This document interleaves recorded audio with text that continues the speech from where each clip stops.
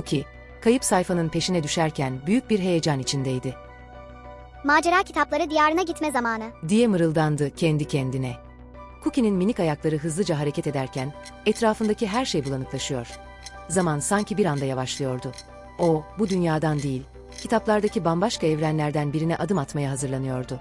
Kayıp sayfa, bir başka evrenin derinliklerinde kaybolmuştu ve Cookie, onu bulmak için oraya gitmeliydi. Bir an önce kayıp sayfayı bulmalıyım. Macera kitapları diyarı beni bekliyor. Macera kitapları diyarına adım attığı andan itibaren, sayfaların arasında kaybolmaya başlamıştı. Burası, macera kitapları diyarı. Beni bekleyen bir sürü sır var. Macerasının ilk büyük engeline doğru ilerliyordu. Dağın zirvesine giden patika, keskin kayalarla doluydu ve Cookie'nin, kayalık yüzeyde dengesini sağlamasını zorlaştırıyordu. Ama kararlıydı. Kaybolan sayfa onu bekliyordu. Zorlu bir tırmanışın ardından, tepedeki kayıp sayfaya ulaştı. Fakat bu, kayıp sayfa değildi. Onun yerini işaret eden bir haritaydı. İşte bu. Kaybolan sayfa bu kitabın içinde olmalı. Cookie, kayıp sayfayı aramaya devam etti. Bütün raflar, dev kitaplarla doluydu. Her sayfa, Cookie'ye kayıp sayfayı bulmak için yol gösterecek bir işaret gibi parlıyordu. Fakat Cookie'nin dikkatini çeken bir şey vardı. Kitapların arasından gizemli bir ışık sızıyordu. Bu ışık, kayıp sayfanın izini bulmak için tam yerindeydi. Bu ışık, kayıp sayfanın izini gösteriyor olabilir. Cookie, altın rengi kitaba dikkatle bakarken, kitabın kapağına işlenmiş eski yazıları fark etti. Yazılar, bir zamanlar kaybolmuş bir sırrı anlatan çok eski bir dilde yazılmıştı. Kitabın sayfalarında gizli bir işaret vardı. O da, kayıp sayfanın izini gösteriyordu. Buldum. Bu harita, kayıp sayfanın yerini işaret ediyor olmalı.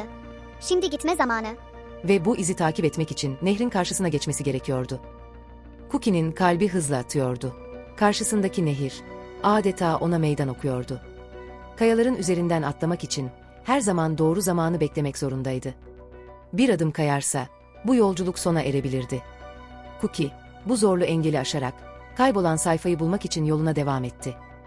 Kitabın parıldayan işaretleri, Cookie'nin yolculuğunu yönlendirecekti. Ormanın derinliklerine ilerledikçe, ağaçlar arasındaki gölgeler çoğalıyor ve havada tuhaf bir sis oluşuyordu. Bu orman çok sessiz. Sanki zaman durmuş gibi. Sanırım harita beni doğru yere götürüyor. Ormanın derinlikleri, Cookie'yi her adımda daha fazla tehdit ediyordu. Birden, haritanın gösterdiği yere yaklaştığını hissetti. Bu yer, eski bir adaya açılan gizli bir geçidi işaret ediyordu. Buradan gitmeliyim. Kayıp sayfa çok yakın olmalı. Cookie'nin hedefi olan inancı, bu karanlık ormanın içinde giderek daha da güçleniyordu. Cookie, yıldızları yeniden bulabilmek için yüksek kayalıkların en uç noktasına tırmanıyordu.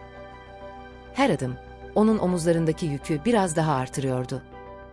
Cookie, kaybolan yıldızı bulmak için gökyüzüne zorlu bir tırmanış yapar ve nihayet yıldızı bulur.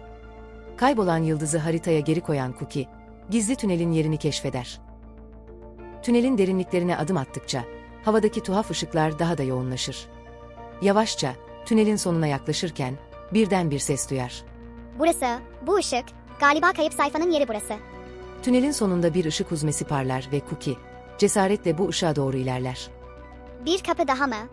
O zaman bu sayfa gerçekten çok önemli. Hadi bakalım, son adımı da atmalıyım.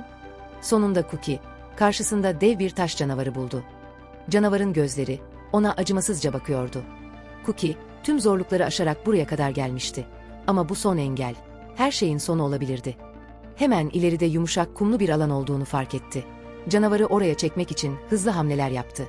Dev yaratık, ağır adımlarla peşinden gelirken, ayakları kuma saplanmaya başladı.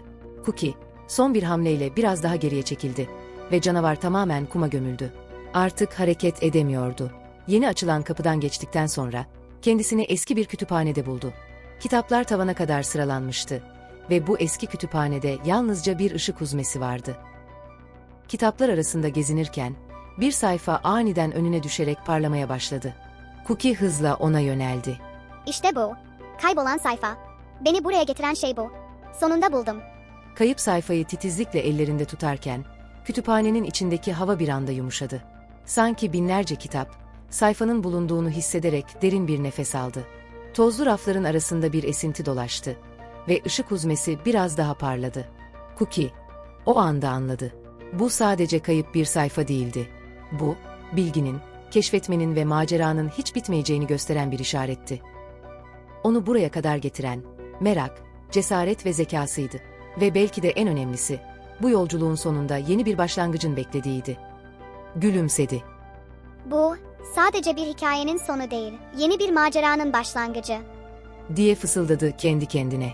Ve işte böylece, kayıp sayfayı güvenle yerine koyarak, başka hikayelere ve keşiflere doğru neşeyle yola çıktı.